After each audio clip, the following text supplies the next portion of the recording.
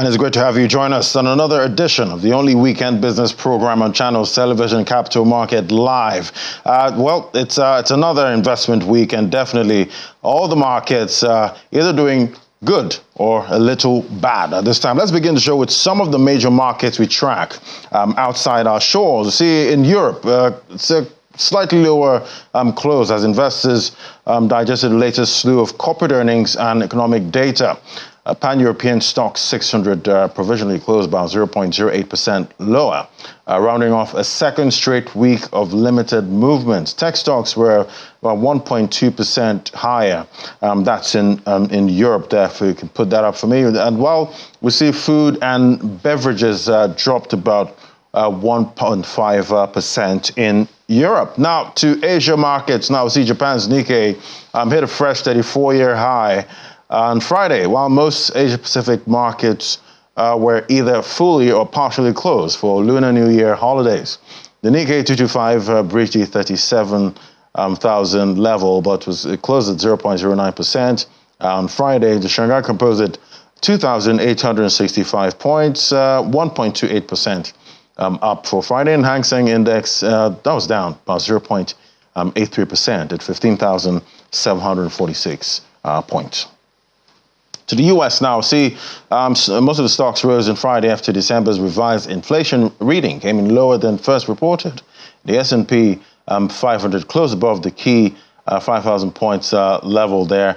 The Nasdaq 18,038 points, 0.95% up, while the S&P 500 was up 0.48% on Friday.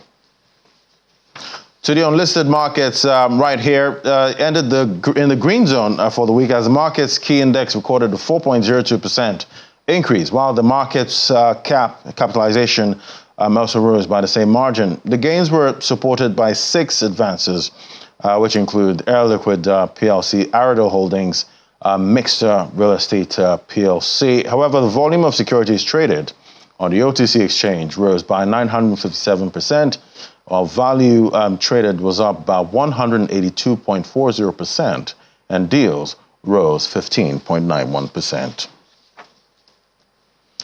And to listed market now, equities was a different story this week. Seems like the bullish close is gradually winding down with 2 weeks of negative closes back-to-back on the NGX. The All-Share Index closed 5 trading sessions with a 2.49% drop, which brings its year-to-date performance to 36.22%. These losses were largely driven by bellwether equities from the banking, insurance, and industrial goods counter, but it was all red for the counters that we tracked there. We see oil and gas down 0.40%. The share price of Mayer PLC topped the list of 20 gainers for the week with a 6.05% increase, while Eterna PLC, as an oil and gas, led the 68 other losers with over 18% decline in its share price, while the trio of FBN Holdings, Transcorp, and Jais Bank were the lead contributors to 2.47 billion shares traded this week. All right, let's discuss market performance and major news in the markets this week. Joining us for this now is Mr. Olatunde Molegbe, MD, Arthur Stephen Asset Management Limited. Thank you for joining us. Happy Saturday. Thank you, Ladi, for having me. Happy Saturday to you too. Fantastic. So, yeah, Central Bank, again, majorly in news this week. And now, the CBN governor is confirming no more Ways and Means advances to the federal government. How are you seeing this? Well, I mean, we heard a lot about how Ways and Means of 23 trillion contributed to the, the liquidity overhang we have within the system, which is part of what is fueling the inflation we are all living through at the moment. What we've not heard much of is, why did the previous government have to go that much into Ways and Means in the first place? They'll probably argue that, we were coming out of COVID. There was a need to restart the economy after the shutdown.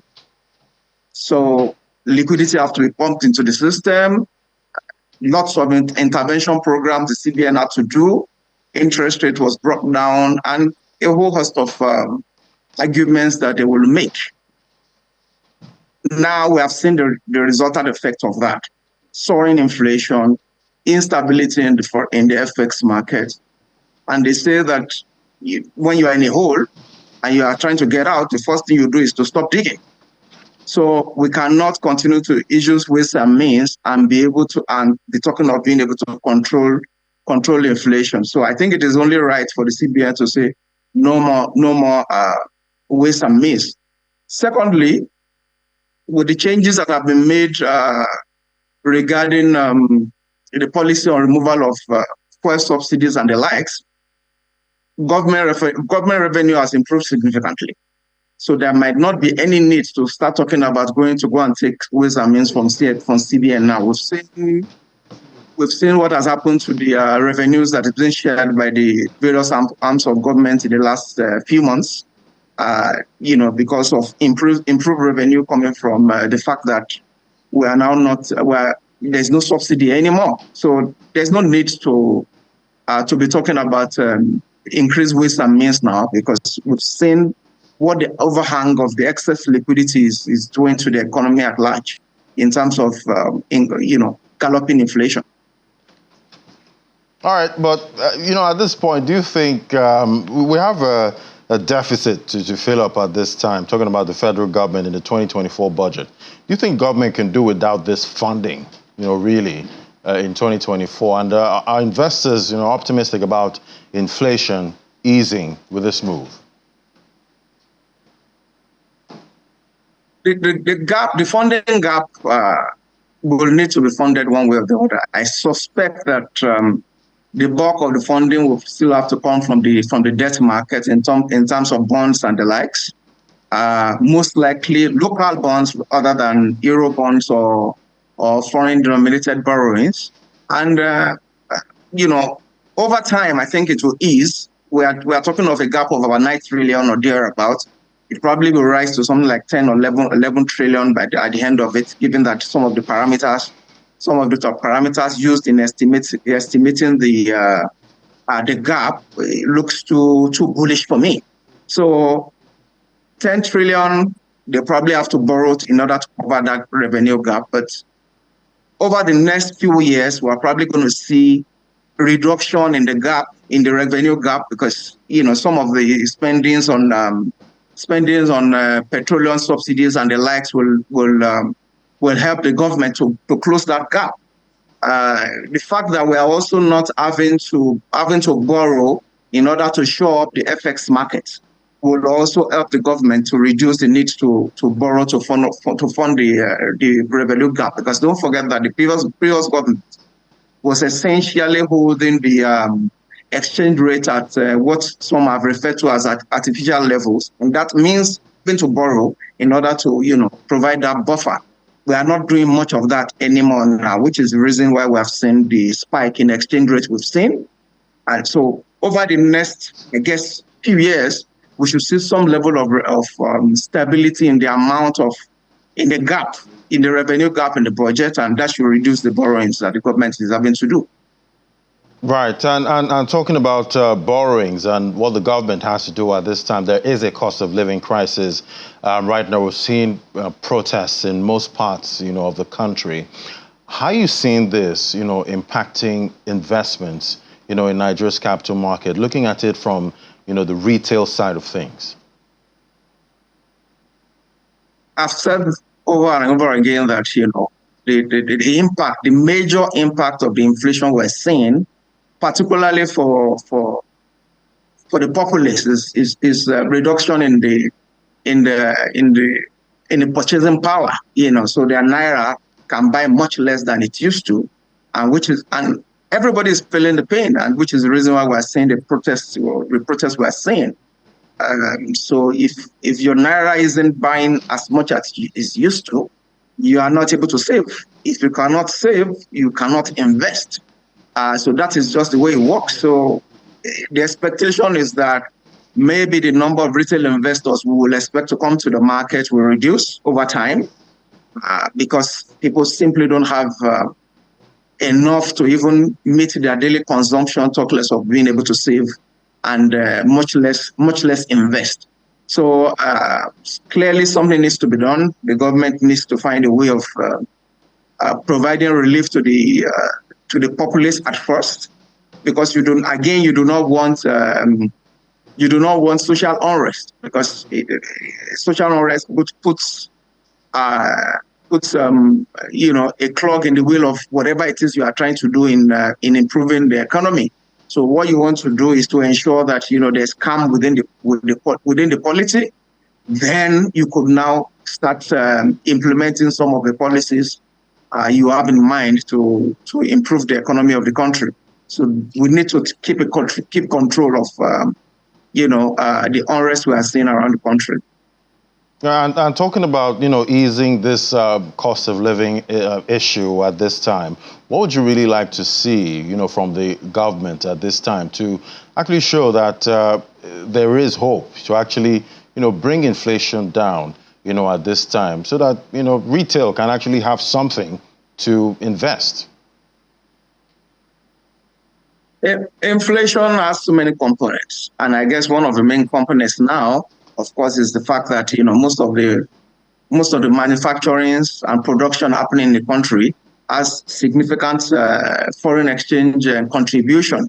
So I guess if we are able to improve foreign exchange liquidity, if we are able to increase if we are able to stabilize the prices of foreign exchange, we will see a put-through effect in reducing the prices of products, and that will ultimately bring inflation down.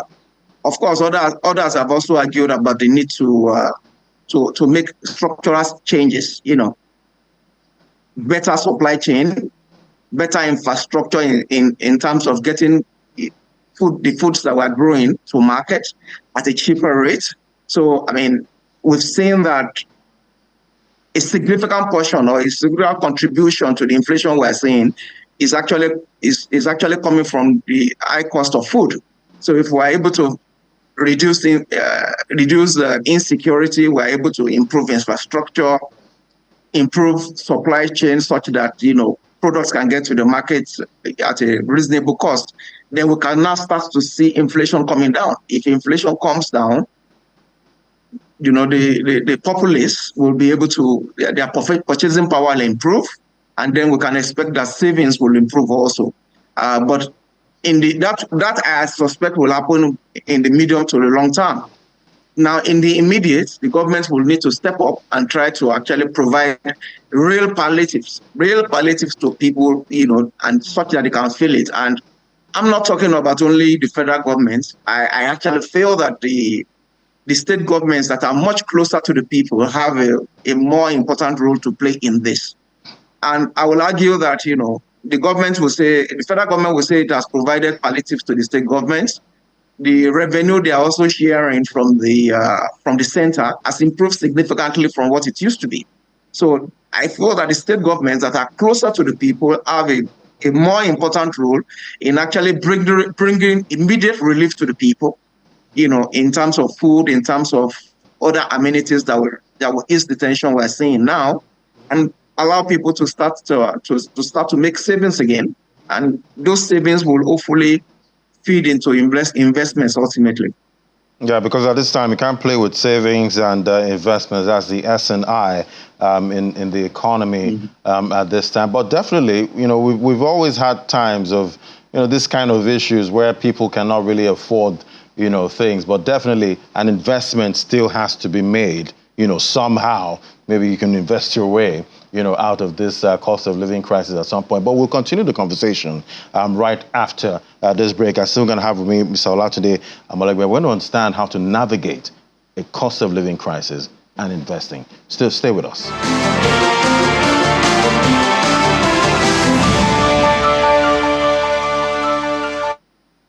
Welcome back to watching Capital Market Live on Channels Television. Let's get some top news now. The markets for the week. Sydney Nigerian Exchange Limited has delisted the shares of GlaxoSmithKline, the consumer Nigeria, that's GSK PLC, from its daily official list of the NGX. This was contained in the exchange's weekly report. The listing follows the NGX approval of the company's application to delist its entire issued share capital.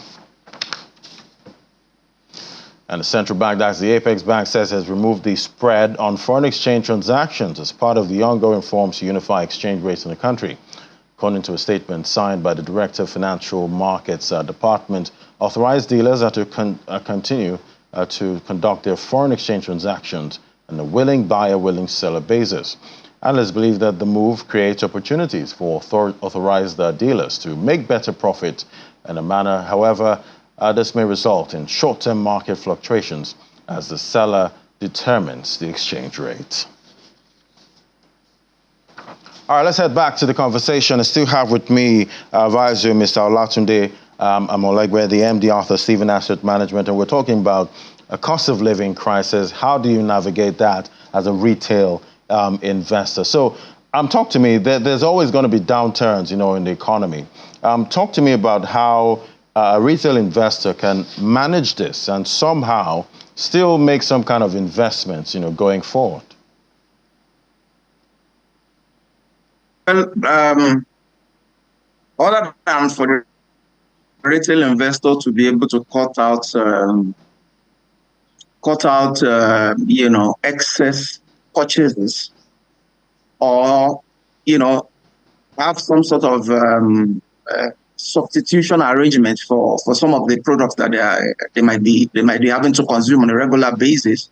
It might be very difficult to be able to see savings. But if there's an ability to substitute products, maybe for instance, if one is such that uses some foreign product and you're able to substitute them with those produced here, and also make some lifestyle to continue to save. At the end of the day, I guess it is also down to the determination of the individual to want to remain disciplined regarding their savings plan. And they say when there's a will, there's always a way. So it depends on the individual's discipline of the investor to continue to save, despite the fact that they've had to suffer significant reduction in their purchasing power. And talking about purchasing power at this time, and some of the reforms we've seen in the market, we've seen the fixed income market is starting to get some action, especially the T-bills market. The 1 year, we saw that instrument there get to about 19%. That's for the yield. Do you think this is the year for the fixed income market? Are investors shifting away from equities to the fixed income? I wouldn't make that determination yet. I would like to see what happens in the next maybe 2 or 3 auctions. What I think that happened at the last auction that happened on Wednesday, that saw the 1 year bill closing at 19%, was probably the CBN and the DMO's attempt to try and move rates closer to the inflation target of 21% that the CBN governor has mentioned in his in the interview the interview he had last. So that ultimately you are going to see, we would like to see an investor in the fixed income market and positive real returns on their investment, because at the moment, at interest rates of between 14 and 15%, with inflation at 28%, the negative real return is quite large. But since he has indicated that he's going to be targeting an inflation of 21%, moving rates close to that will hopefully encourage more investors to come into the fixed income market. Now, that has two impacts. Number one, some of the local savings that could possibly be chasing FX will probably end up in the fixed income market, which hopefully will reduce pressure on the FX market and help to bring stability to that market. Secondly, if the real return on the fixed income market becomes positive, hopefully that attracts more foreign portfolio investors into the market, and increase the liquidity in the FX market. So those are the impact we expect this increase in interest rates to have directly on the FX market and indirectly on inflation within the environment.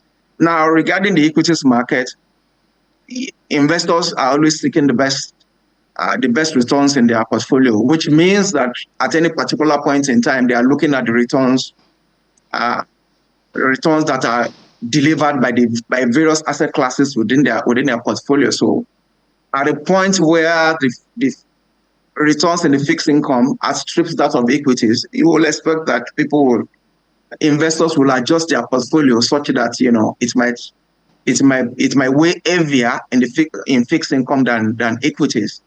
But like I said, I wouldn't be able to make that determination now until maybe in the next 1 month, and then we are able to see data that actually shows that there's also a shift from the equities market to the fixed income market. Don't forget that even if we see the equities market, shedding some weight recently, it might be more because of profit taking rather than an OC shift from equities to fixed income at the moment. So, right, that's what I would say. And talking about 2024 at this time, I'm sure some analysts are still trying to decide how to describe the sentiment for 2024. Is it a risk on or risk off? What are you seeing? And are you seeing safe assets remaining safe in 2024? Yes, largely the assets that are safe, such as I believe you are referring to fixed income securities. They're safe. Nigeria does not have a record or an history of defaulting on its sovereign bonds or any of the sovereign instruments in the last 60 years.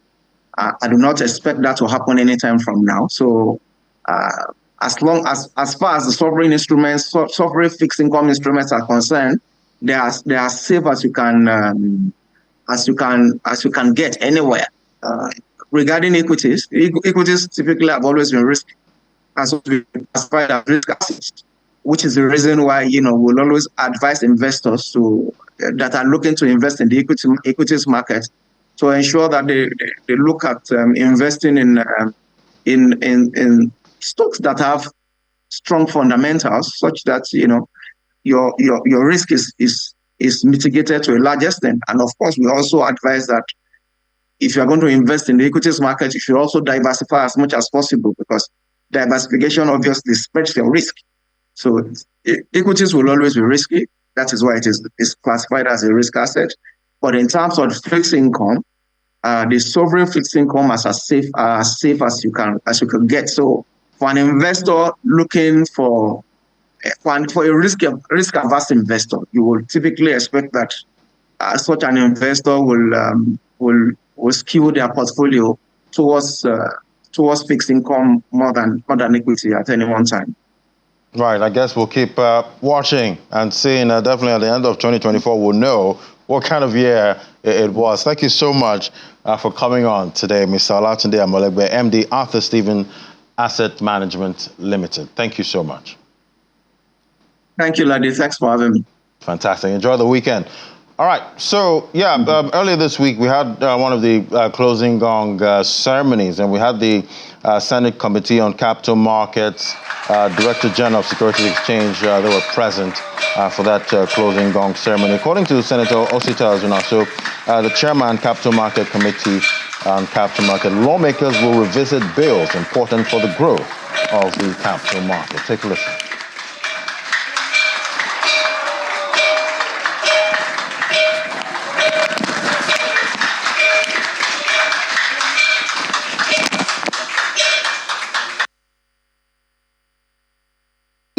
First of all, we're going to look at all the legislative framework that in National Assembly now waiting for amendments or repeal in one way or the other. We're going to look at the Investment and Securities Bill that is before us. We're also going to look at the CISB that is before us. And we're also going to resurrect the PCCL bill that was in National Assembly since 2014.